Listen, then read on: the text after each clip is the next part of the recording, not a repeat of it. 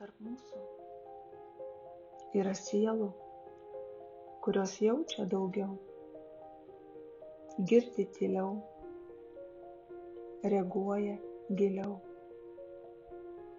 gyvena tarsi kitame ritme, ne blogesnėme, tiesiog savitame.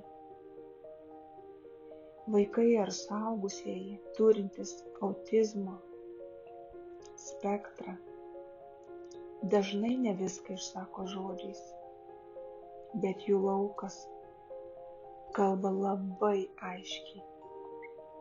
Siūlau švelnų, jautrų, energetinį palaikymo seansą, skirtą sumažinti įtampą, nerimą, sensorinį nuovargį, sustiprinti saugumo jausmą, atpalaiduoti nervų sistemą, atkurti ryšį su kūnu ir aplinka. Seansas vyksta nuotoliniu būdu, labai švelnia energija, be spaudimo, be kalbų, tik iš širdies į širdį. Tinka tiek vaikams, tiek suaugusiems. Jeigu turi vaiką ar artimą žmogų, parašyk man. Visas procesas labai pagarbus ir jautrus.